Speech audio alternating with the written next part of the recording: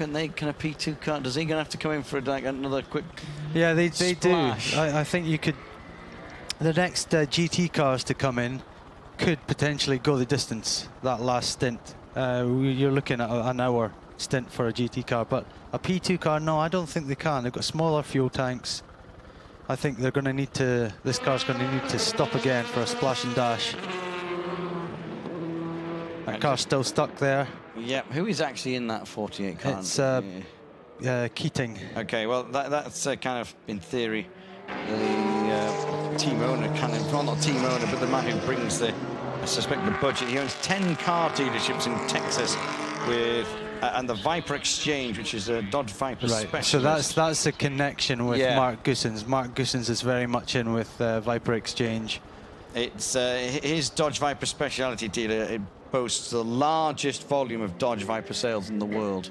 Wow. That just looks like instead of pulling him back, they just push him forward. He's on a hill. Just get him down the hill.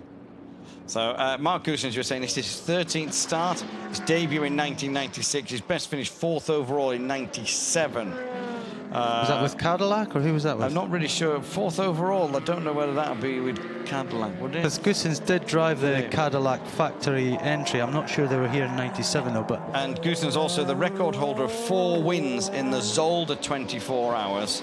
97, 98, 05 and 07.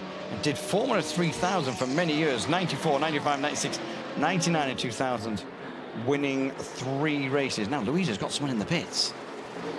Well, I've just spoken to the team of the number 28, and obviously they're exhausted and very disappointed. They said they don't really know what's happened, what the issue is.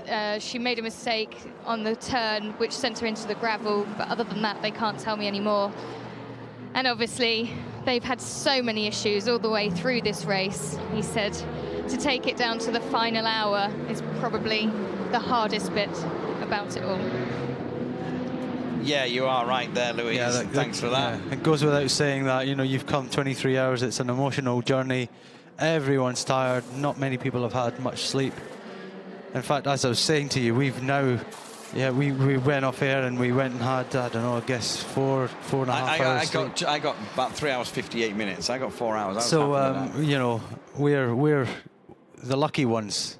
Bearing in mind I did stay up pretty much 24 hours before that, but but it so was did nice we, to get that sleep because you woke us all up with your sorry noisy car. Sorry about that, yeah. You woke us all up when we were trying to have a lie in. If people don't know what I was talking about, yesterday morning, seems a long time ago now, at 7:30 I was on track with VIPs, driving them round the circuit in the Aston Martin Vulcan, and we're topping out at 196 miles an hour down the Mulsanne Straight, which is only really a few 5 miles an hour or so slower than the P1 cars are doing, and faster than the P2 cars are doing. And what he also hasn't said there is where we're all staying, we have like a little campsite in the back of the TVE compound, and it's probably, if you were to walk from my caravan to the Ford chicane, it's probably 100 meters. And what Peter was doing was he was basically doing practice start, so to speak, just out of the Ford chicane, I think, to wake everybody up. I did have to stop them after a little while, because my clutch was starting to go away, and since I was driving a 1.8 million pound car, I thought I'd better take a bit more care of this. But there's nothing like the sound of a V12 Aston Martin 7-litre with 830 horsepower to wake up to. Is there? Well, I suppose it was quite a nice way to wake up. There isn't many better ways. The slow zone at zone 1, 2 and 3, that is to retrieve the 48 car. As we just go through our leaderboard on the screen, nothing really has changed at all. Gaps at the front, 28 seconds between Nakajima and Yanni. And then it is Lapierre now 6th place overall. Yep, everything's stabilised. GT Pro, GT Am, same combination, same drivers there. Muller got a 1:02 gap over Fisichella. Dixon, he's still hovering around behind Fisichella, 7 seconds behind in the Ford. And in GTM class, Segal in the lead, got a clear lap lead over the Porsche of Heinemeier, Hansen and Emmanuel Collard. just going back to what the Pegasus team was saying, the 28 team. You don't want to retire at any point of a 24-hour race. And in my years of competing in rallying, I did 3 rally GBs. And one of my co-drivers one year, a very experienced co-driver, professional co-driver, and he basically had both ends of the spectrum. He retired on the first stage, like of a 4-day event, and the final stage of a 4-day event. And it's a little bit like this. And I said, well, which one's the worst? He goes, the last, for retiring right at the end. He said, because you've done all the hard work. He said, if you're going to retire out of a big race or a big event, do it at the start, because you don't know what could have been achieved. And he says, you could just dream of what could have happened. He said, but once you've done all the work, he says, you know what you've lost. And he said, it's so much harder to take. Yeah, I agree. Yeah, there's a certain point where, you know, if you're going to go out, you want to go out. You know. Yeah. But once you pass that point, you're like, no, keep everything together. I want to get to the end of this race now. That's it. Well, we're inside the final hour, 54 minutes to go. This is the number 5 car.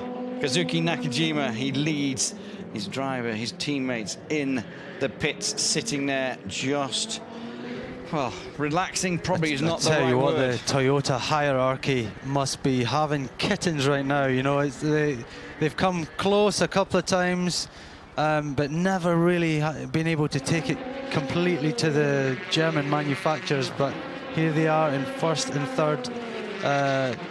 Yeah, it's looking close, and I don't know. As I said, I mean, it's hard not to have your favourites, and I do want to see Toyota do well here. I mean, they've not won Le Mans with this kind of like new generation of car, but in 2014, Davison and Buemi were world champions. But it goes back to what we've said virtually every time we've been on air at any point over the whole week we've been here. Le Mans means so much more than the World Championship. I mean, the World Championship might build up to be a bigger event, and I think it is. But yeah, Le Mans is world famous. It's renowned for these type of cars as the hardest race in the world, and you know, you can see what they're all putting into it. The budgets required, the expertise required, all the way down from the drivers to the technicians, engineers, and you know, even down the amount of support crew, the hospitality people. Everyone's got their job. The shuttle drivers taking the VIPs around. It's just so many. So we're in the pits of the 84 car now. A huge amount of work goes into it. 52 minutes to go. Porsche so looking on. Big crowds, as you said. The grandstand's filling up. The people on the side of the track are filling up. Not long to go now. Danny Watts going past our box now. Still in fourth place on an outlap with his LMP2 car. Yeah, unless there's any big dramas ahead, I don't think he's going to make the podium, but you never know. I have to say, just going a little bit further down, and the car running in 16th place overall, the Bruno Senna 43 car. They won the first round of this year's championship, as it happens just to go past our commentary box at the Ford chicane. I have to say, they have failed really kind of to deliver this weekend. I expected that car's strong driver lineup in that, Albuquerque and Senna. Thought they might have just been a little bit closer. Well, again, they're another car that kind of put themselves on the back foot a little bit. We saw Bruno Senna in the wall during the practice. He lost it down in Indianapolis and put him. It wasn't big damage, but it was enough to again put him on the back foot. And it's hard to recover, because even though it sounds like there's hours and hours and hours of practice and qualifying, etc., but you've got to cycle through 3 drivers. You've got to make sure at least all 3 have 5 laps in the night time, and that alone takes, you know, an hour. A lot of planning, yeah. And then we had a red flag, so when you're not up to speed early enough and you have mistakes and you're not on top of the handling of the car and you're constantly trying to find a balance with the car and the drivers aren't happy, then yeah, you don't get the best out of it, and then that transfers into the race itself. And then, of course, we had that difficult start to the race with all the heavy rain and picking the right tyre. And if you made the wrong choice, then straight away you'd be a lap down or so. So, Yeah, it's been a fraught race for that car, the 43 Senna LMP2 car. But again, he's a very balanced person, Senna, really nice guy. I was teammates with him in Aston Martin in 2013. Got to know him quite well then. And yeah, really good guy. He's driving all sorts of stuff. He's in the Formula E, of course. So yeah, he'll come back, no doubt. This is the third place for. So we've got the second and third place on pit row in the GT Pro category. Yeah. Fisichella and Dixon. So Fisichella in slightly earlier. So these guys will make it to the end now on fuel. So unless Fisichella has some drama in the pits that holds it back and makes it possible for Dixon to close up on him, then he just needs to keep doing what he's doing. It won't be easy to catch Muller. Muller's out front with a good sort of minute gap. I can't actually remember when he pitted last, but he's got a clear lead. I'm not sure he has to stop again. So that's Fisichella leaving the pits. So we can almost count the gap from the exit.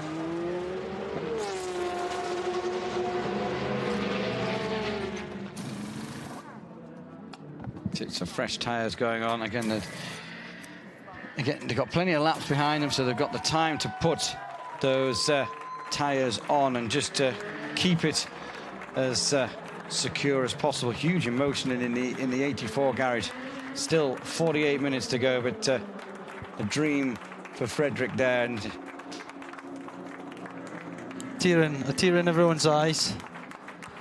They've got to get it through still, but standing from the outside, you don't know what these guys have gone through to make that happen, and a huge amount. And it's good of the ACO to give them that place in garage 56. As we've talked about, it normally goes to innovative engineering, and they've made it possible for, as you say, a quadruple amputee to drive in Le Mans 24 hours. And at the moment, knock on wood, they look like they're going to finish. Now, we did see out on track just before was Sarrazin, the 6 car, behind the 2 car. There was 4 laps between those guys, so don't think that there was a change of position there. 4 laps between them as they just scroll through the results. At the moment, the placings, not the results, of that GTE Pro battle. It's Muller, Fisichella, Dixon, as we know. Fisichella and Dixon on out laps. Here is Fisichella being chased by another Ferrari behind him. The 82 car is in second place. The 62 car, which is the leader of the AM category, heading out of the pits, which probably will be its final stint now. And a quick hello to Angry Dan down in Australia, listening obviously on the app or maybe on TV. Good to hear that we're making it all the way down there, Dan. We do seem to have it's the pull of the event, isn't it? It's the pull of the event that gets people all over the world watching the 24 hours of Le Mans.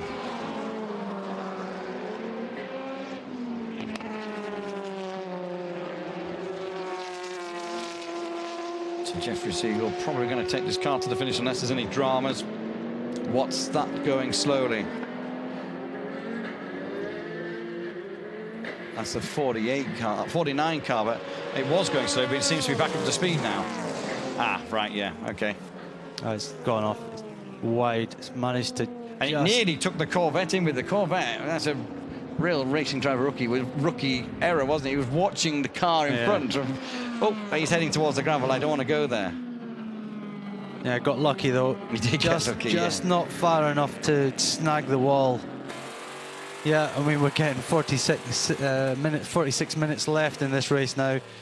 And as we've talked about, people are tired, and it's these little things, just a slip of the mind. You might be thinking about something else. You might be thinking about what you're going to have for dinner when you get out of the car, or the beer that you're going to have tonight. And you've got to keep focused on this event all the way to the end. Aston and Corvette side by side.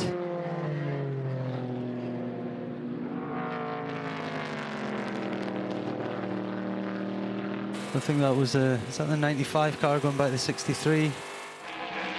Or was it the 97 going by? 97 now. Yeah, that's that's 97. A different car. It's 6th in class. So they're running 5th and 6th. Johnny Adams still in the car. Sorensen now in the 95 car.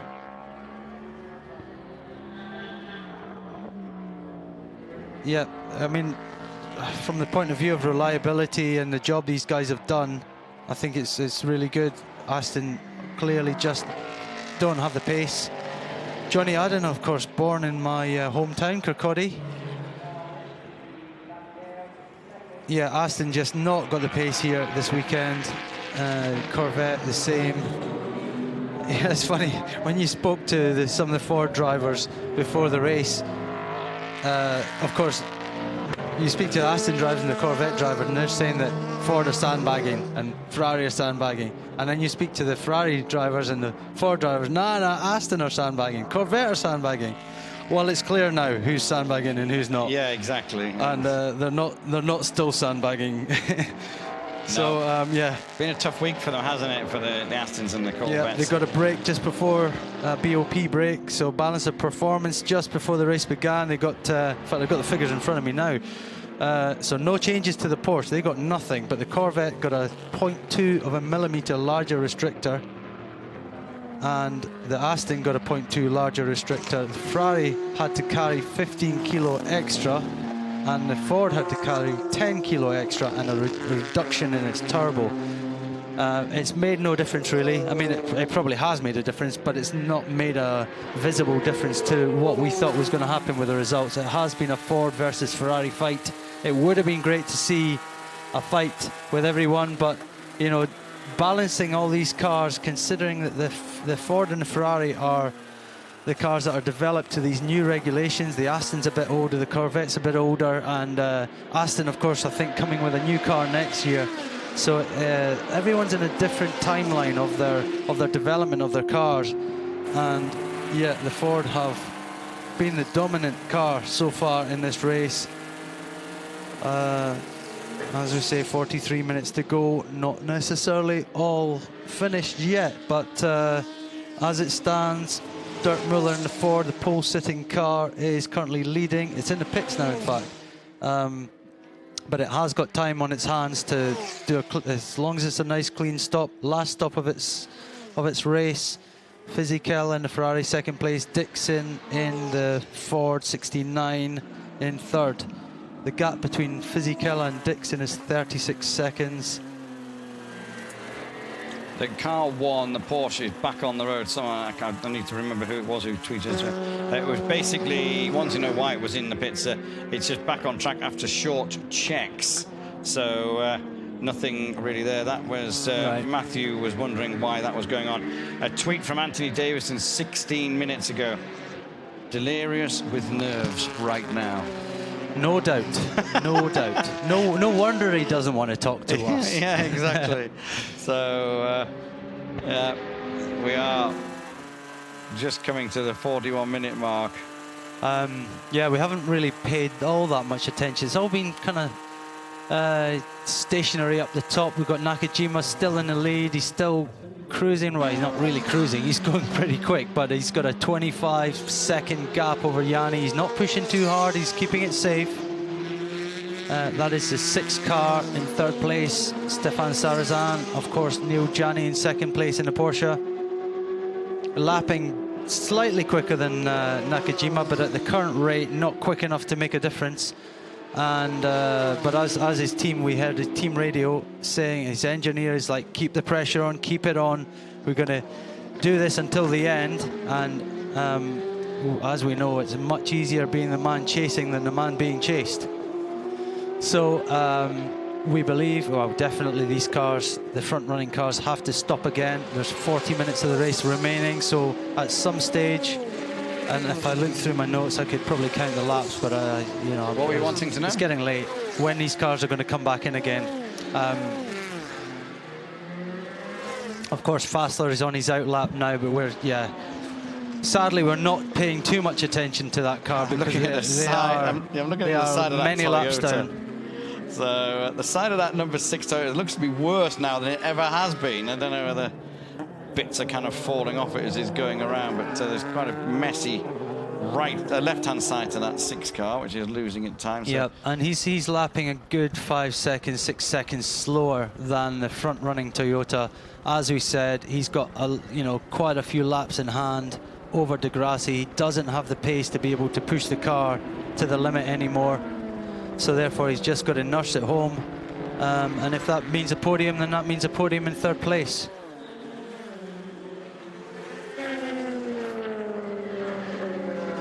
Sarrazin been in that car for quite a while now.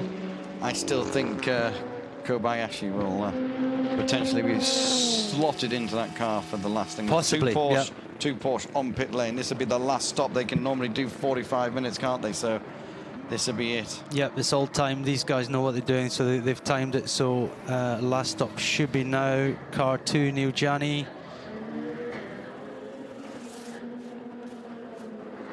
Total kilometers 5,083. Was that about 3,000 something or other miles? And a few more to go. Total time in the pits 35 minutes 57 seconds in the 24 hours of racing. So the time left, we've still got more time left in this race than that's actually spent in the pits. So Yanni Team Radio.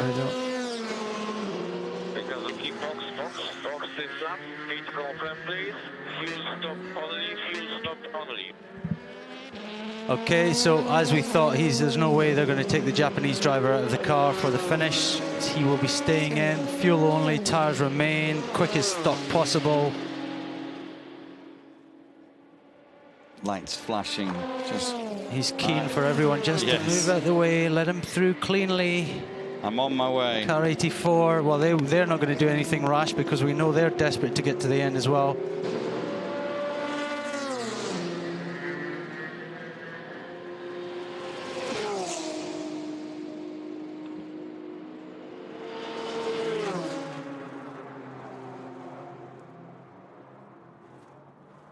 In fact, yeah, so they're having a driver change. Yeah, they're going to, just checking it. Yeah, Frederick is going to, well, as long as it all goes right, he's the one who wants to cross the line. So that would be pretty special for him. A dream come true is what he described it as. Was to be able to start Le Mans. You need to keep it together, guys, so you've still got 37 minutes to go. Save that emotion for after. People having selfies and everything like that, but he's getting himself ready. He's in the garage waiting for that last change to be done. Sounds something. The car, I suspect, is going to be on and in lap now. The number 2 Porsche on an out lap. We know the 5 cars coming in, and it is just basically for fuel only. No driver change, which we are not surprised about. It'll be when the Sarrazin car comes in. They have 9 laps. 5 laps it is actually. Total advantage over the car behind. So if they wanted to slot the second Japanese driver of the team in the 5 car on pit road and heading towards its garage. Not garage, well, its box. It's not going to go in the garage, hopefully, unless there's a big drama. What do they do? I think they do the driver change in the garage, though, don't they? No. Are we talking about 85 or are we talking 5? Sorry, I was talking 6, but 84, you're 84, right, yeah. Does happen in the garage. That takes a bit longer. So that car, the 84 car, will go into the garage. Sorry, I'm on a tangent. That's okay. 61. Where is 61? That's on. So that's the 4th place for that's the. That was a car that was on pole. Yeah, that's Rob Bell's car. As we said, he's got out of the car now. So he must be very keen to have a bit of a chill out, and because he's done a lot of miles in that car, and Mock is now in the car, but there's been some investigation over its pit stop. We don't know what yet. Nakajima on his way down pit road. 35 minutes and 46 seconds. Team Radio. Okay, no, we push. 12 laps. Keep on pushing. Yeah, they're going to the end. You know, they've second place for them is no good. They're just keeping on pushing, trying to force the Toyota into they say mistake. 12 laps to go, they reckon. I'm sure that's what they said, 12 laps to go, they believe. Yeah. So we just keep pushing, put them under pressure. As you say, no one really remembers who finished second. So exactly. Even if it goes pop or it goes in the gravel, trying to get it, it's not. It's kind of all about winning. It is. It is. Ferrari here, the 83 car, and it's a strange time of the race now, pure and simply because these drivers, in theory, are like kind of just treading water, just going around as safely and as fast as they can, just to make sure that they get to the end now. They've got too close. We're within 35 minutes of the finish. And these teams, yeah, the Toyota number 5 won't be able to do it 100%. But Peter, you did say about it that to try and get a formation with the two Toyotas across the line together. But also what they will be trying to work out in those last couple of laps is they'll be working out, engaging where Kazuki is on the track to like make him so he doesn't start a lap with like a minute to go, so to speak. He'll be wanting to start the lap. You want to cross the line basically on 3 o'clock rather than having to do another lap and do an extra 3 or 4 minutes. True, but just to kind of a 30-second gap, a 32-second gap at the end of 24-hour racing is not very much. They can't afford to back off too much. No, but that's what they'll be trying to do as well, isn't it? Kind of like work. If he drops a couple of seconds here and a couple of seconds there, does that put him into? He'll cross the line basically as close to 3 o'clock as possible, so he doesn't have to do any additional running. Yeah. Because that last lap will get busy, because a lot of cars will start slowing down because they'll want to be behind the leader to make sure that they don't have to do another lap. 11 laps to go, 11 laps to go. Bosch also stop and just refuel 1 lap earlier than you. So it is a straight fight. These guys are not coming in other than any problems. I don't see these guys coming in for anything else. It's 32.69 seconds, the gap. They said 11 laps, didn't they? That's what they... Yes, yeah. 11 laps. But the last radio communication from Gianni was before he crossed the line, so he said 12, so same thing, yeah. So all attention on this car 5. You know, it's not a bad place to be right now. As the driver, you're not feeling nervous. You're just doing your job out there. Well, I don't know. I think it's worse for the drivers sitting here in the pits. His teammates, they're actually they're beside themselves with nerves. And for him, he's just concentrating so much, doing his job. And for the number 2 car, of course, pushing to the 100%, trying to close that gap up. We're looking at Degrassi away. Or is that a number 7? Can't really see. So one of the Audis, and he's on his out lap. It's probably Degrassi. So I'm going to be around about 385 laps, depending on when that message came in. Replay, was this? Is this a position change? It is. It is a position change. We missed that. Emmanuel Collard going past Heinemeier Hansen and pulling away in the last 31 minutes of the race. So he's, that car who's been in 2nd place for as long as I can remember has just dropped to 3rd. We did talk about Collard and Rui Aguas being a very strong driver pairing together with their co-driver, of course, but they had issues at the start of the race and now they're on the way up. And if this race went on for another 6 hours, I'm sure they could probably move up into the lead. So that's Ferrari 1-2 in AM category. Collard 2nd place at the moment. Segal, of course, up in the lead. He's done a lot of laps here. Every time I seem to look at that car, he's in the driving seat of it. Muller still leading Fisichella, healthy gap there, 1 minute and 19 to Scott Dixon, another 35 seconds, and then Muka in the last of the sort of front-running Fords that didn't have so many problems. Of course, there is a Tinkno car back in 9th place, last in GT Pro, that's had its issues. The Aston Martin still running 5th and 6th in class. And the Chevy, only one left now in the Pro class, and that is Ricky Taylor at the wheel in 7th place.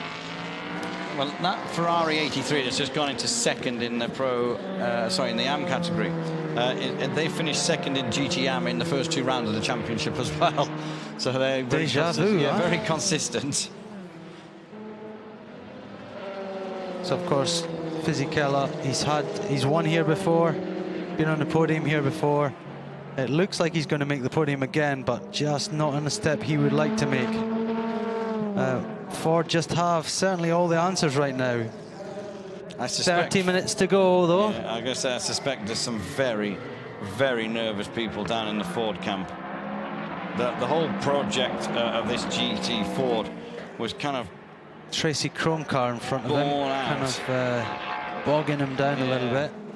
It was the Ford GT program was kind of born out of celebrating 50 years since Ford won, like that famous victory they took. So it's really, really special for them to win it on their first time back. It's gonna be, yeah, tense times. I actually met Henry Ford the other day when I went to see my guy that I knew at Ford, Gerard Quinn, and he said, "Oh, I'm a bit busy. Have you met Henry Ford before?" No, I haven't. It's kind of like royalty within the motor world. So, just checking Twitter, everyone's either fallen asleep or gone quiet, which is, or they're just quite tense and relaxed. Now, just checking the 84 car. Just going to have a quick look at where the 84 car is. It should be. Oh, it's not on that page in my results. They've all stopped. That's why. They've all stopped. They've gone grey now. Oh, there's the 84 car. So they haven't done the driver change yet. They're still waiting to come into the pits with that car. 25 car just coming down pit road. Pizzola on board that one. That's the Chris Hoy car. Chris Hoy not doing himself any kind of disservice here. He's kept it on the track. He's made no mistakes. I think there was one pit infringement that I can remember for them. The 12 Rebellion still going. Had some injectors in it recently, but it is on the track. Well, you know, his skills as a sportsman, as someone with a strong mind, are very transferable to motor racing. He might not have the experience. He's, I think, only been racing for, what, 3 years or so, but he's certainly got the mind of a sportsman, so he's able to hold it together and just keep the car going. Again, it was one of his dreams to come here and race in 24 hours, and it looks like they can finish and do themselves proud.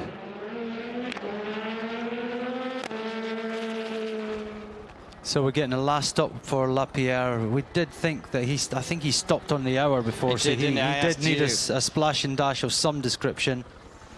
So yeah, Lapierre is, I think, coming in fairly soon.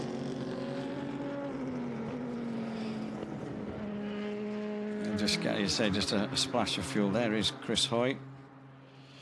Yeah, fingers crossed. It's quite amazing that someone with so much success, that he sits there thinking, this is like a dream. Emotional moments for Lena Gade as well.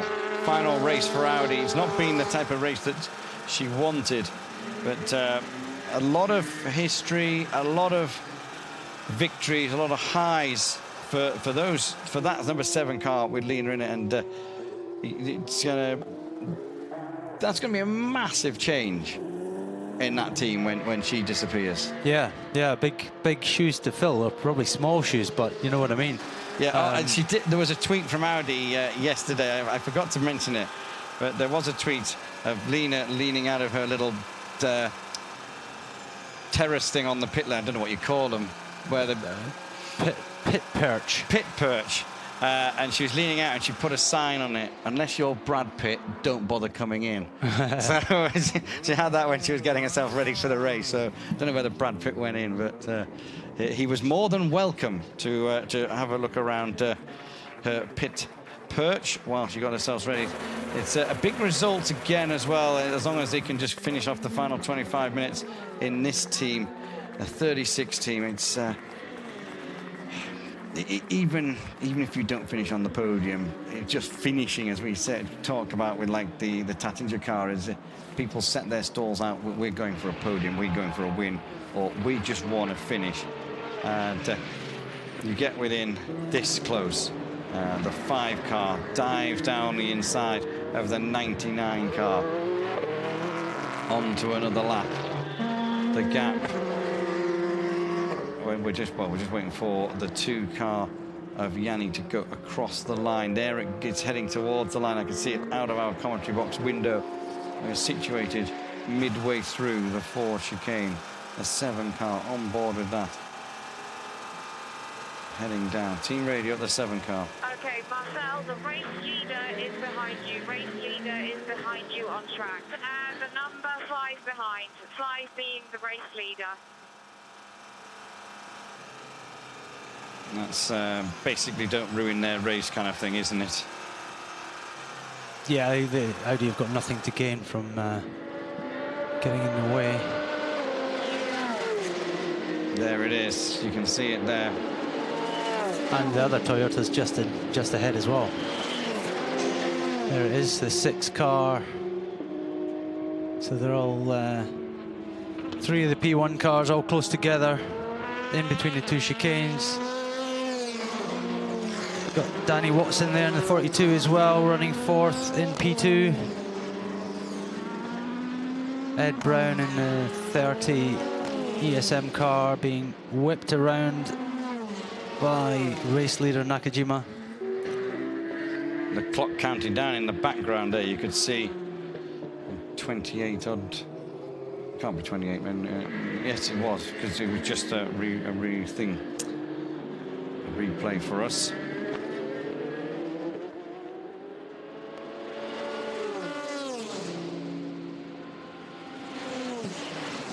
Tracy Crone in his own car, eager to get to the end, of course, looking like he's going to do it again. Another team that comes here every year, and I think they've got no intention that they're trying to win in P2, but they're here racing and they're trying to get to the end, and so far so good for them.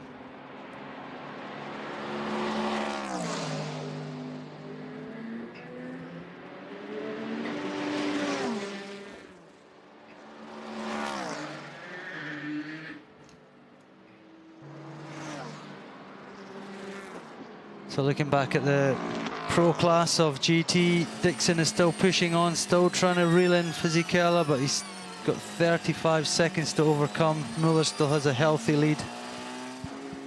And yeah, looking back to the 2 Aston Martins still running in the middle, 5th and 6th. Black and orange flag car 82, leader lights not working. Black and orange flag car 82, leader lights not working. What kind of lights? Wasn't sure. Well, that leader lights. Black and orange. So that's not a good thing. Surely they'll leave him alone. I mean, that's a warning. I don't know how long he can take that warning. That's the lights that we talk about down the side of the car. I would think they're not going to punish him for that. Normally, if the race was halfway through, they'd need to fix that during a pit stop. But that is in no way dangerous or anything. So that's the 2nd place car, of course, in GT Pro, Fisichella. But with only 21 minutes to go, it'd be very harsh if they took some kind of action to make him fix it, because then he would lose his podium position probably. Okay, Louise is in the pits. Just 20 minutes remaining of the 24 hours of Le Mans, and you're leading your category.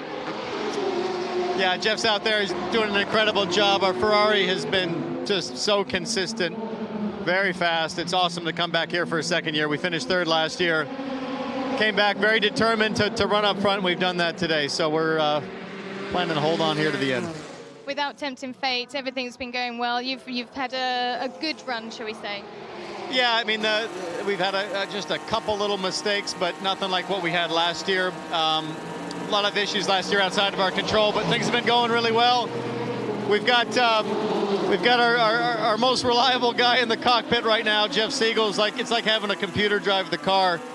He's phenomenal, just always thinking big picture, making very smart decisions out there, and it's been a great run. And, you know, Bill Sweedler, my teammate, had just a phenomenal stint to round things out. It was 5 seconds faster than last year, which is incredible.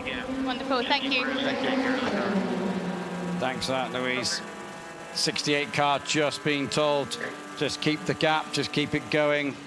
Take care of the car, nothing silly. I mean, all these things, I guess they feel like, the team feel like they have to say that, but of course in a driver like Dirk Muller, who's been around and won many things, is he's not about to just throw it at the wall or anything like that. He's going to do what he can do just to bring the car home. But it's nice to have information from the pits on your gap. He's got, as I think the pits told him there, he's got a 1:16. That's a healthy gap, so he can afford to just back off, drop a second or two a lap and not have to worry too much about it. He's just passing in front of us now to complete another lap. So he's on 335 laps.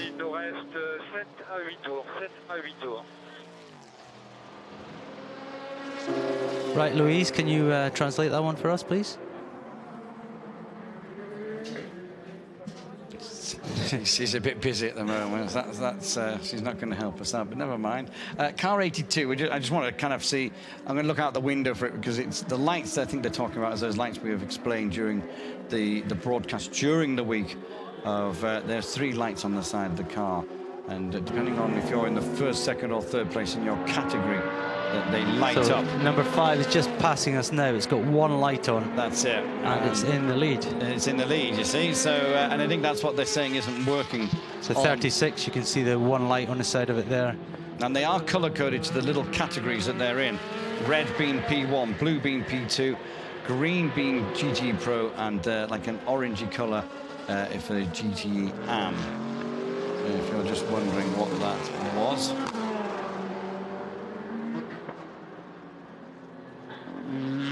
Find out what the gap is at the front. Now the 82 car's just gone past, and it's work. They were working on the side that I just saw. 29.5 seconds is the gap at the front with 17 minutes and 50 seconds to go. Japanese fans down there. Number 6 car hasn't done what I thought it was going to do yet. Hasn't swapped the driver. Maybe they're not going to swap the driver now. They might not try and tempt fate and worry about it right now. I mean, yeah, it'd be great to have a finish where they're line astern or side by side, but yeah, the number 1 thing is to get that number 5 car in first and get their first win here.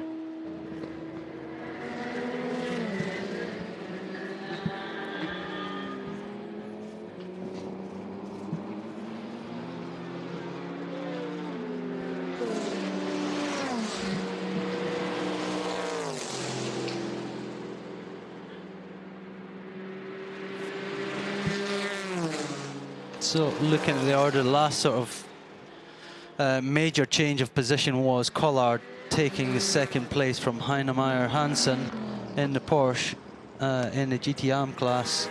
But other than that, yeah, the other positions have kind of held for quite a few hours now.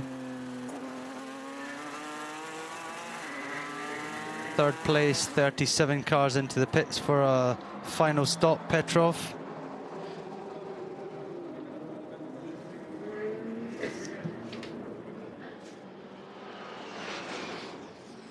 So, heading towards the final 15 minutes. By the time Nakajima gets to the end of this lap, it will be around the 15-minute mark.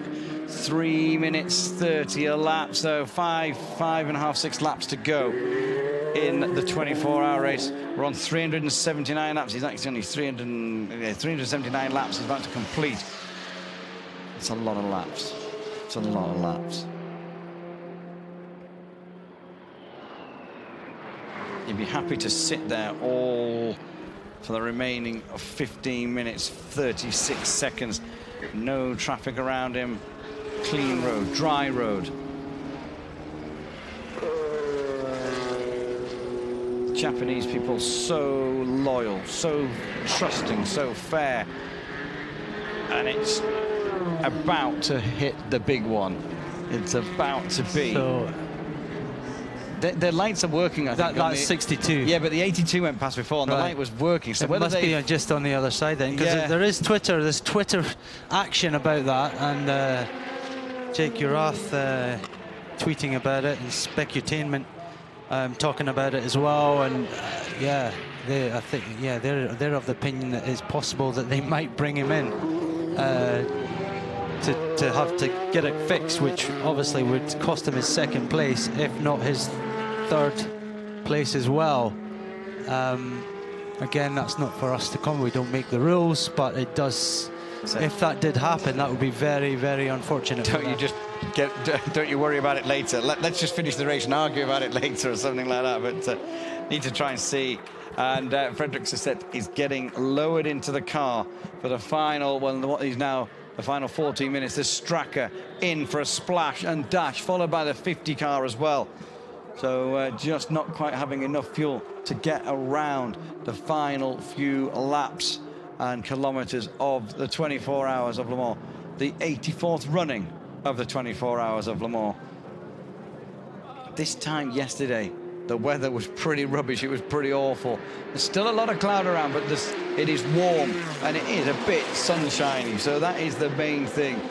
They'll be able to celebrate in style. 13 minutes, 45 seconds. 30.3.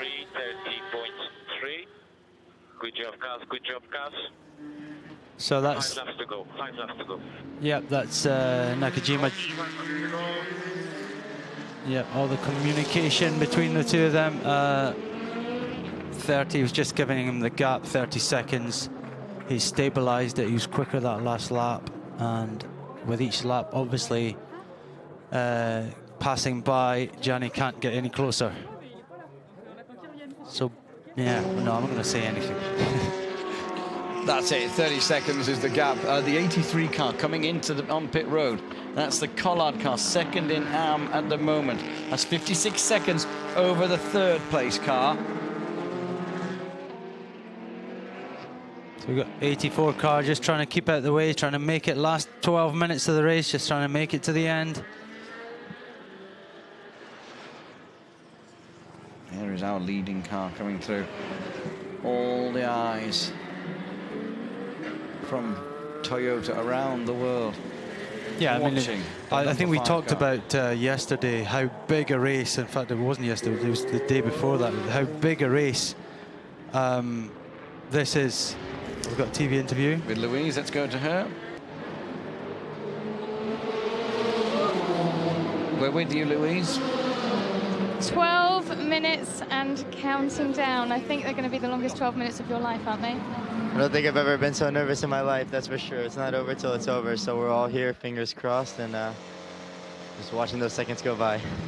And looking at the performance so far throughout the 24 hours, how's it been? The car's been fantastic. The team's done an incredible job. Every single pit stop was perfect. They've done an unbelievable work here. Everyone's, put every ounce of sweat here. The car's been fantastic, and the drivers have done a great job. So hopefully it all comes together. We're just trying to do the best job possible, and hopefully that result comes. Well, I'll come back when you're smiling and celebrating properly. Thank you. I hope to see you then. Thanks for that, Louise.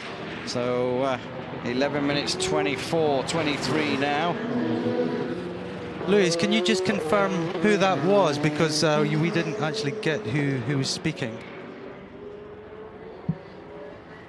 Louise is not listening to you. She's tired. She's tired. She's tired, lass.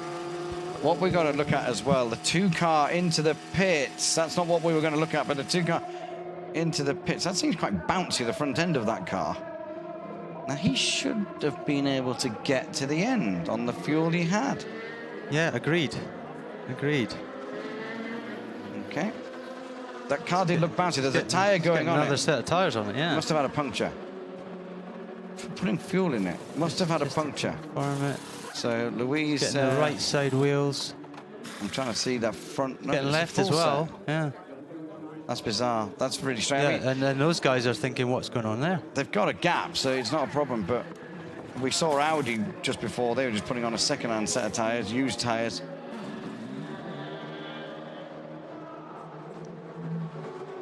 So, yeah, that's strange that the number 2 car comes in and puts some fresh tyres on and some more fuel in for the final.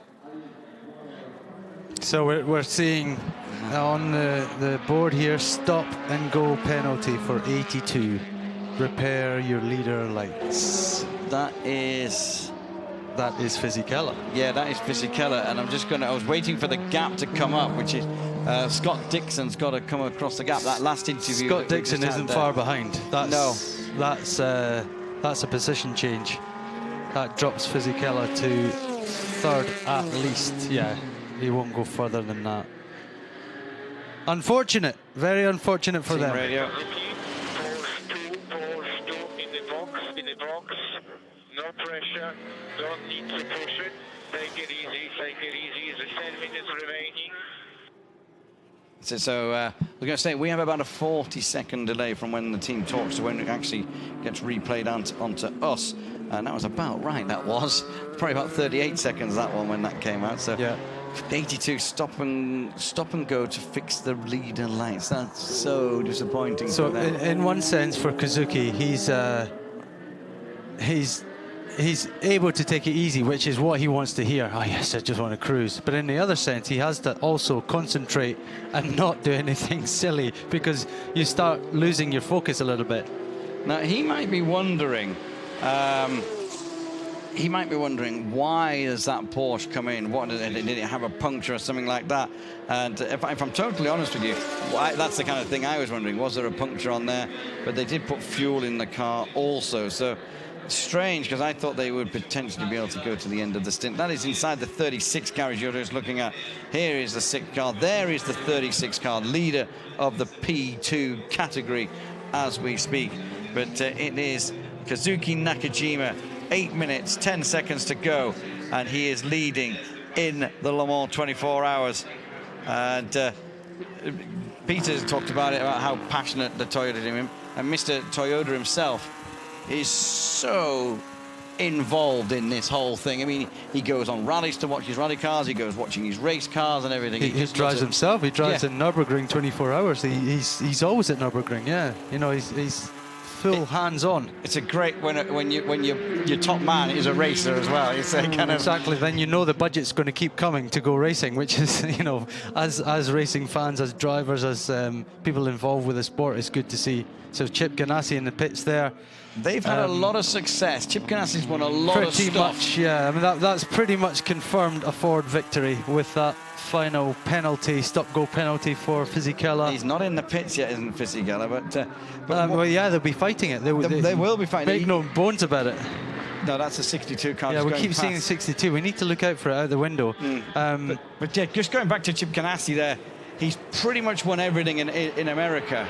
He did do Le Mans himself as a driver, but to come over here, yeah, half the team is based in Europe, the other half over in Ganassi Racing. But to come here, your first time as a team, and to be leading with 6 minutes 45 seconds to go, I'd be curious to know where that sits.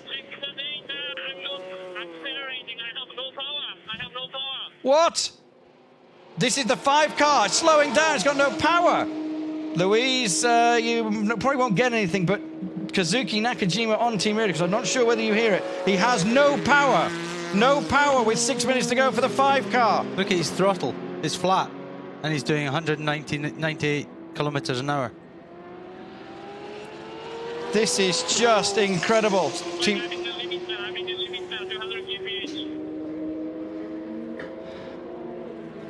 He's on the limiter, 160 kilometers an hour there. It's only going to 6.5, maybe 7,000 revs. He does have a minute and 9 seconds, but it's not going to be enough. He's like doing half the speed of the Yanni Porsche down there. You saw the clock over the shoulder of the Toyota people reading 5 minutes. Here comes the number 2 Porsche. Is this going to turn around? in the last 5 minutes. This is incredible. You could not make this up. I was getting all my stuff ready for Toyota. I haven't written anything yet, but I was going to get all my stuff ready. There's disbelief. Just like, yeah. There's disbelief in both camps here because no one can really believe it. This is madness. This is madness. The gap already down to 55 seconds. It was at 1:09 when Nakajima reported the problem. It's already down to 55. Man, he needs the number 6 car behind him, pushing him down the straight. Pushing, keep pushing. Car 5 has lost power. Car 5 has lost power. Neil Yanni be thinking, You what? yeah, they don't say things like that as a bit of fun. How much power has he lost? What's he lost? The 26G drive car into the pits. What are Toyota going to... They've just got to keep going, haven't they? There's no point in bringing it into the pits. Anthony Davison will be beside himself. I'm speechless. Am I watching this? Is this really happening? They must be the same. It's the greatest race in the world. Who's that behind him now? I think that's his teammate. Is there anything he can do? Push him. Can he help him? Push him. Oh, my word. 4.5 minutes to go. They don't know what to... They're like, what? Well, none of them know what to do. No reaction. Which, yeah, you wouldn't. You'd be just like, keep going. And Neil Yanni being fed quite limited information of just keep pushing. He doesn't want to trip up over anybody because it's down to 25 seconds, the gap. I mean, bearing in mind that car had an extra stop, so it would have been in the lead by now. Yeah, we're about to have a lead change. The 5 car there in it. That's an Audi. We're heading towards what would be pit entry. 6 has gone by 5 now. Is he coming into the pits or is he going to stay out? He's staying out. Is that the sign of him on the Here he is. Here comes Yanni. Yanni's heading towards the Ford chicane. He's out of the karting, down to Ford chicane. And there is the 5 Toyota just exiting the chicane. Yeah, it's stopping. It's stopping. There's going to be a lead change on the start-finish line. There is a new leader. 3 minutes, 21 seconds to go, and there's a new leader. The 5 car has stopped. They can't believe it. They're going crazy in the Porsche camp. Look at them. Oh, my word. It is quite incredible. And yeah, they cannot believe it either. Oh, man. Unbelievable. This car was on pole on Wednesday night, and they weren't headed all day Thursday. They had a pretty dismal start in the rain, and they've had problems, they've had issues, but they have kept going. Meanwhile, looking at a different subject, but car 82 has not pitted yet. They're fighting it out to try and just get to the end of this race without having to stop. Now, is that Toyota waiting there? Wait, put time radio. Take it easy, Neil. Take it easy. Just got to bring it home, mate. We're going to win this one, mate. Just bring it home. You cannot make You this cannot. up. All of the media have gone from Toyota all the way down the Toyota at one end, Porsche in the middle of the pit lane, Audi at the further end towards the exit. And you know, at this rate, What do you do? At this rate, if He's got it going again. I wondered whether he was going to try and finish the lap, so at least he'd be classified, because he still will be on the podium. he'll be second at the minute. If he can, depends. I mean, maybe Sarrazin will come, but yeah, if But he can. because he's got it, he's obviously done a recycle. If you are only just joining us for the end of the race, you have joined. There's Brad Pitt still. He cannot believe the 5 car stopped again. And he's actually passed where the checkered flag would be hung out. So it's not like he stopped at the Ford chicane and can try to do You the know what? last 100. If he had stopped before the line, Yes. he would be classified. At the moment, if he doesn't get going, he will not be classified. The number 2 Porsche has got behind it, nearly alongside it, the P2 leader and potential victor, which is the 36 Signatech car. Oh my word, is that Number the Ford two's as well? Absolutely cruising now. Well, he's got 55 seconds to go. He doesn't need to worry about it. There is the leaderboard, and it wasn't like that. There's That's the interesting. Ford. This Ford is going past. I don't know which one. It's probably not the Muller car. No. They cannot believe it, and I can't.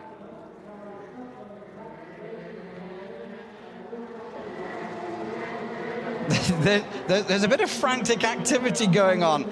I don't know whether Louise wants us to cross to her or not, but there's frantic activity going on. But Porsche are running around, getting out their celebratory victory stuff, which was packed up in the cases and in the trucks. I tell you what, at this rate though, something else might happen. 10 seconds to go. There goes the 6 car. The 5 cars moving again. This is definitely the last lap.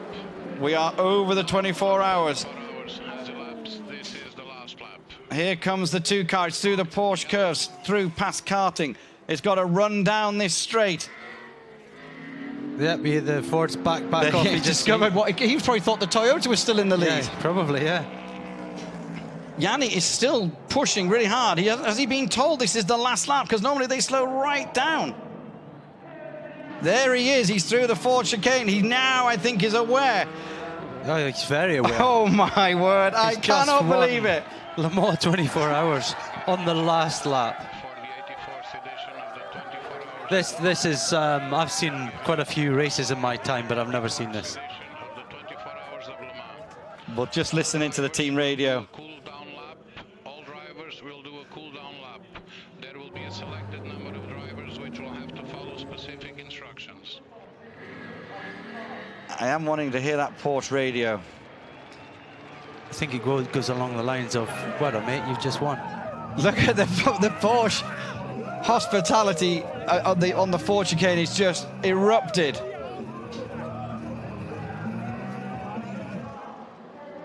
Dear me. The tears there. They just can't believe it. There's tears of everything. There's tears of just pure disbelief. Probably for Neil Yanni as well. Disbelief for the Toyota and disbelief for Neil Yanni. He cannot believe it. 3 minutes to go, he was in second place. And it looked, yeah, after that last pit stop, absolutely no chance now. No chance. Yes, they were a minute and 19 down with 3.5 minutes or 3.5 minutes to go, less than 3 minutes to go. He took the lead. Bearing in mind, Nakajima is still somewhere on track, trying to limp round to finish the race. He's still to collect his podium. Yeah, at the moment he's still down as second place. So, is that Dirk Muller? No, that's not Muller. That's Dixon. So Muller's already crossed the line. Muller wins for Ford on their return. And Fisichella did not pit. He decided against pitting. His team obviously said, no, stay out, and we will argue this one. Is that what they did? Yeah, he did not pit. He took his second place. And down, that's Gustavo Menzies down in the Alpine pit. So they are the winner, 36 car of P2, and winner is of the AM car 2 cross the finish line again and go and pit underneath the podium. So car 2. Yep, straight into the winner's podium.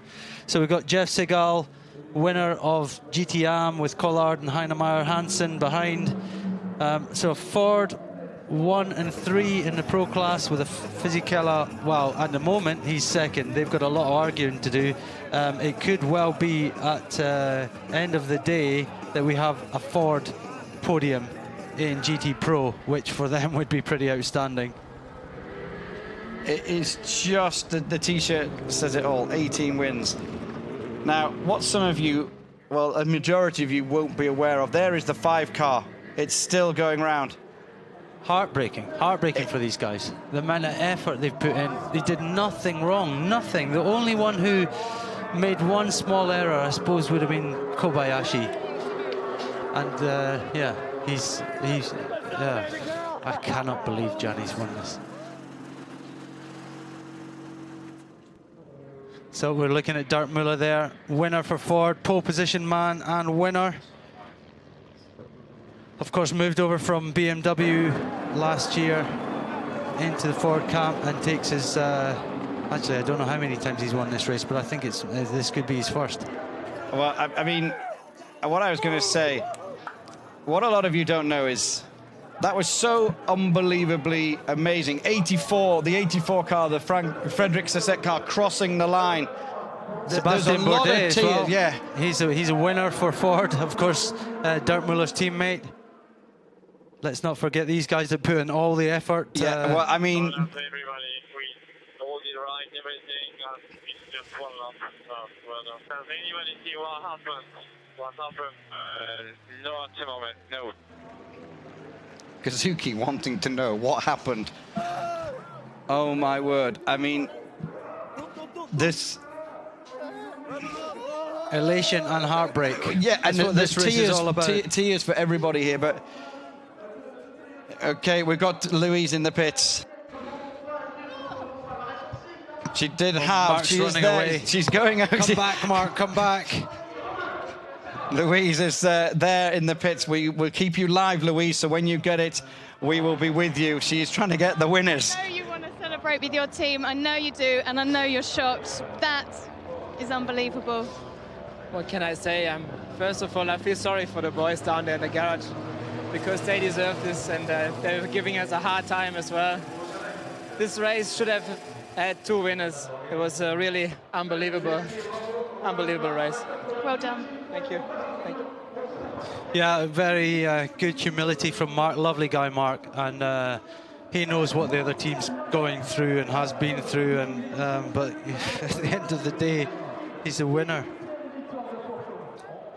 It is, I don't know. I mean, it's so kind of unbelievable. You'd have to make a film about it. Fortunately, I'm sure they will. Unfortunately, I think that's what Louise is doing. She is making a film about it. I mean, I can't believe what happened in that final 3 minutes. It is just staggering. I mean, it was like a joke. It was like a bad joke. I could not believe Kazuki was saying that he's lost power. And because when we first cut to him, he seemed to be going still relatively quickly, and then the lead. But this is the time when they kind of discover what was going on. It's just incredible, absolutely amazing. Oh my God, how lucky are we? And we are lucky, we are lucky. Fantastic work. Those to all the team, man. That was a team effort. Well, yeah, lucky because they won it with only 1 lap to go. But is there any luck in being that far up the order after 24 hours? No, they all did their job, and you know they're clear that Toyota was taking the fight to them. They fought back, and it did look like it was going Toyota's way, and they would be very gracious losers. But you know, now they have to be gracious winners. It's unbelievable. And Westy there. I'm still struggling to So at the moment, comprehend what happened. I've completely forgotten. Fortunately, you kept abreast of what was happening in Pro and Am, and I just first kind yeah, of... I mean, that last half an hour, it just looked like nothing was going to happen. And all of a sudden, well, it kind of started with Collard taking the 2nd place from Heinemeier Hansen in Am, and then we had the Fisichella warning, and it looked as though they'd let it go, and then he didn't, and he got asked to pit. He didn't pit. So there's going to be some severe discussions going on over that one. So however that is resolved, it could be that Fisichella gets to keep his place, or it could be that we have a Ford 1, 2, 3 on the return to Le Mans in the Pro class. And of course we have the Lapierre Alpine car, and local winner. Oh, I mean, resident, Le Mans of Le Mans. resident. Born There's here. the 5. The 5 car is going across the line. They are going to be classified as second. I don't think it's going to go any further. I think they're going to pull it up. That's a very hard. I mean, it's a it's a reward of sorts, but yeah, unbelievable. You've got the clear win in your hands, and you finish second with 3 minutes to go. I mean, I have to say, I can't remember exactly what the clock was reading on the TV monitor.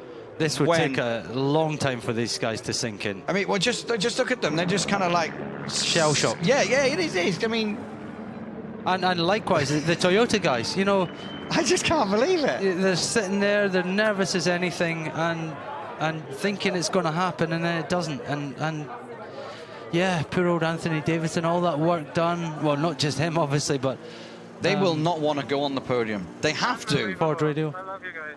You're the best. We made history here. There you go. 68 car, that's Dirk Muller talking to his team. Quite quite relaxed about it all. Well, yeah, I guess he's quite emotional. These two are just kind of like still going on like, what have we just done? What has just happened to us? And kudos to going back to the Ford team. Kudos to them bringing a brand new car here, gradually improving it through the year, and taking their win 50 years on from their last win. Just quite amazing, yeah. That was some big celebrations all around here. Happy Ford people. Celebrations. The 5 car of Kazuki Nakajima has been classified in 2nd place. It is parked up on the pit straight, and I don't think Kazuki Nakajima will get out of that car until the podium's finished. I just think he'll just sit there and sit there. He's going to be very emotional. Yeah, that's can be so hard. And the whole of Japan, and you know, millions and millions of people will be watching this race, and they've just watched them being robbed on the last lap. And I kind of went into the subject of how big this race is in Japan. It is a massive race in Japan. Oh, I mean, I'm just staggered. And this gentleman here, car 84, Frederick Sisset. This was the moment. This was the moment it changed. This is a replay. The 5 car coming to a stop on the pit straight, and the 2 Porsche overtaking. There you can see the 5 car to the right. That was with about 3 minutes to go, and the number 2 car, I didn't see that come past us, but it has come past us. It is on pit straight again now. He will then turn hairpin right. And he'll go up to the podium. And go down the pit lane the wrong way and down to the, well, victory lane, whatever you want to call it. They park underneath the podium, don't they? I'm still... Yeah, we're shocked. I did not think it was going to end like that. No, and as we said, it was all the more dramatic because the 2 car stopped for fuel and tyres, and there is the 5 car being pushed back up into Parc Ferme. It stopped on the across the line, and it's now being pushed by the mechanics to the Parc Ferme, which is basically just on the inside of the Ford chicane. I bet they can't. Well, not so much they can't believe it. I don't think anybody can believe it.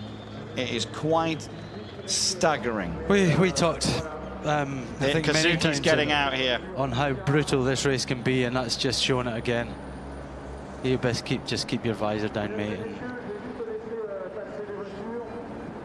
you know, they've all of them have done a fantastic job, and yeah, you have to say Toyota did deserve a little bit more than that.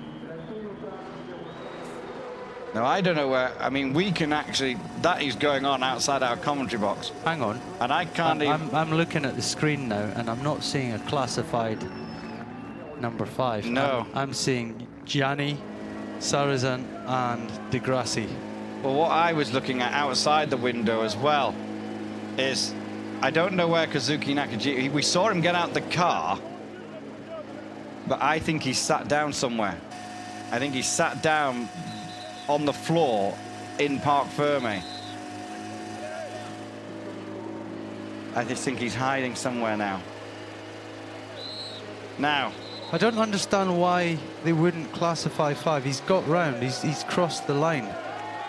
23 hours and 56 minutes into this 24-hour race. This car was in 2nd place.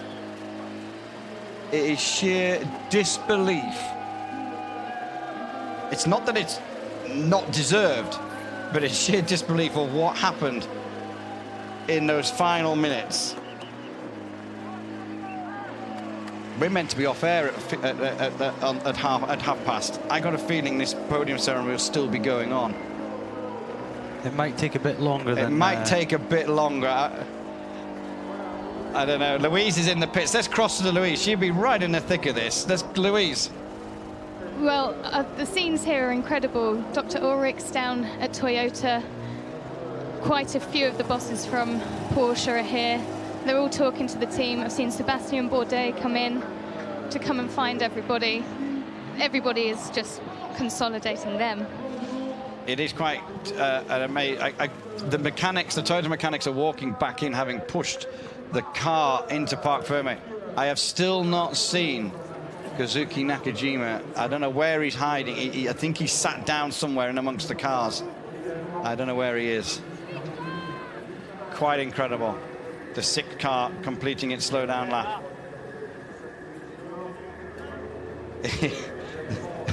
Roman Dumas still shaking his head. He's kind of like, has that just happened? Is someone going to suddenly take this away from me? Is this what? We're actually going onto the top step. Of course, he's been there before, but, you know, not in these circumstances. Well, interestingly, the number 8 Audi, which is now being classified as third, has made its way round to the pit lane, which is where it's meant to go. Incredible. Just totally staggering. It's not often I'm lost for words, but I don't know what to say either. I'm glad I'm not down there near the Toyota pit, because I'd be crying. I had tears in my eyes because I couldn't believe what was going on. It was just absolutely unbelievable. It's just quite amazing. Yeah. If the director is listening to us, are we still coming off air on past? Because I'm not sure whether we are or not, because this is going to take a whole lot longer to... Exactly, yeah. Just shaking his head.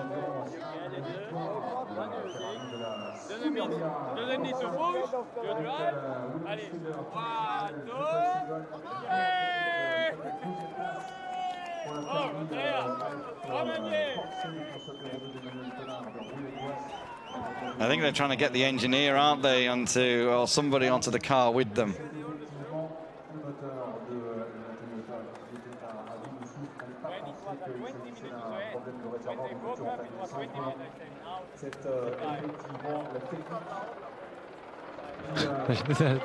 They're like, I love listening into it. They don't know what to do. They're like, what's just happened there?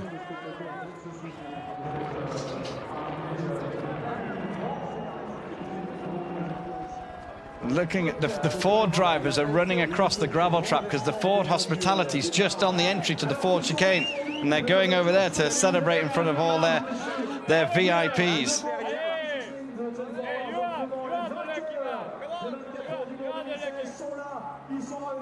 I go down the timing screen and look for 5 because he's disappeared off the top, and I can't really... In instead, you're getting a lift back with Frédéric Cesset. Yeah, of course, she's been stuck out there for a while, hasn't she? Yes.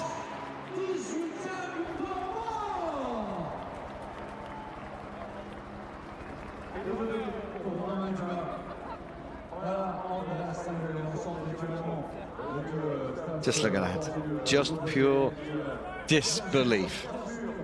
And joy. Well, yeah.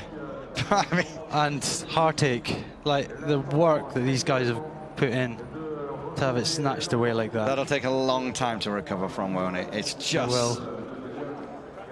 You do everything right. Absolutely everything. 24 hours of racing and it goes wrong within the last 3 minutes. Isn't that why we love this sport and hate it? That drama. Yeah. That tension. Yeah, if you're on the side when it does go well like that, then it's elation. It's just staggering. It really is. So there it is. The number 2 Porsche. I'm trying to think. So again, they've not classified the number 5. They've not classified it. It's at the minute. It's the number 2 Porsche, followed by the 6 Toyota and the 8 Audi. That's our top 3. It is just, the emotion is running massively high. There's a lot of teams, as Louise was saying, are now in that Toyota with just sheer disbelief. And Brendan Hartley's been in there. Now, Louise, I've lost. We had footage of Kazuki getting out of the car at the Parc Fermé. I then did not see him disappear. I have no idea where. I still think he could be sat in amongst. Do you think he went somewhere? I didn't see him go anywhere. Out the back, he would just want to just get his head together. Yeah, it's tough to have all of That's that. why I thought maybe he might be hiding somewhere. I haven't seen him, but it is the two Porsches that has won the 84th edition of the 24 Hours of Le Mans.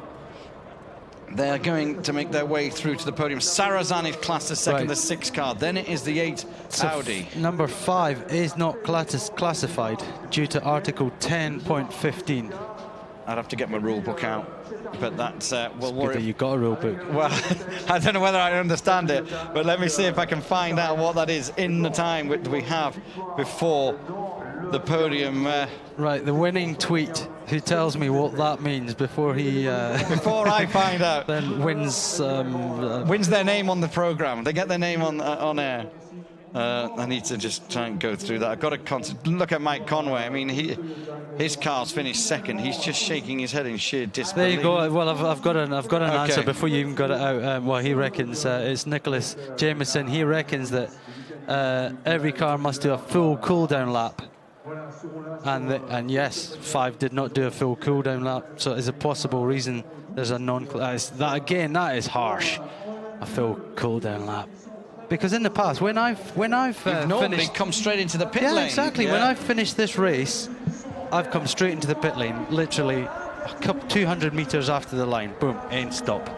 So yeah, we did hear the race director saying this year that everyone needs to come all the way around, and they have. Because that's the thing that they only started. My first Le Mans commentating was 2014, and there was confusion when the 7 Audi won, because Lena was saying you have to do a whole lap, and So Ben, I think, was in the car saying, but no, we normally come in at the no, it's a new rule. You go around the whole Right, lap, so it's okay. quite a new thing. That's what it is then. So all of a sudden, you've got car number 8 finishing 3rd, and nothing for car number 5. That is, Mind you, people don't want to finish second, do they? They don't, but it's still better than nothing. It's got to be better than nothing. Right, they've opened the gates here. The crowd are flooding in. Of course, it's one of the traditions to have all the people, anyone who wants to come and stand under the podium to see the winners take their top spot. Of course, not just there's 4 classes here. 4 podiums will take place.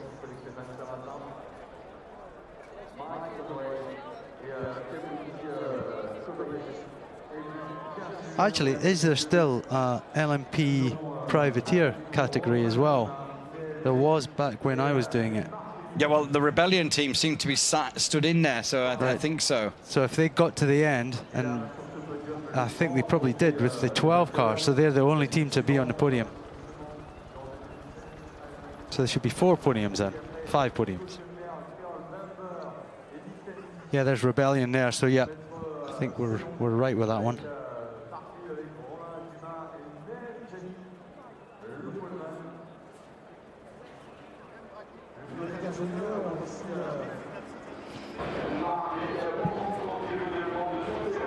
As Peter said, they open the gates so the crowd can get down there and get involved, and I'm only kind of now just realizing what's happened. Well, I did realize what happened at the time, but dear me. Unbelievable. So 3 cars, 3 different manufacturers on the podium, not the 3 that we thought, and certainly not in that order. Not in that order anyway, for sure, not in that order. And yeah, it kind of looked like Audi were never going to make the podium, but yeah, how many? 12 laps down. Degrassi 12 laps down, finishing for car number 8. Again, they're not going to care too much about that. The overall performance wasn't good enough. They all know that. Not from the driver so much or the engineers, but just the reliability of the car.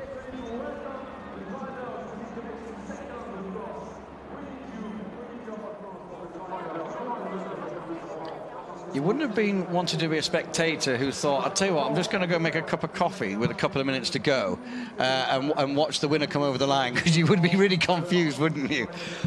Within the final 3 minutes. He's still shaking his head. He can't believe it. They go, yeah, Roman, you're going up there. Keep it together, mate. He's been there before, but just not in this category. Dear me. He was obviously Porsche GT driver, Mark Lieb, long time. That's his sort of expertise, and he was brought into the prototypes. He had to test along with a few others, and managed to get himself a full-time seat in the LMP1 car. And here he is, winner of Le Mans 2016.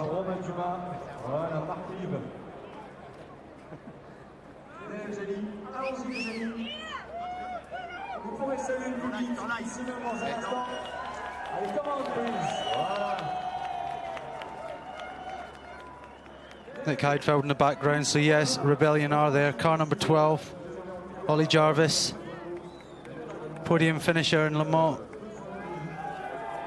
Nicolas Lapierre, obviously big friend of Dumas, winner in P2.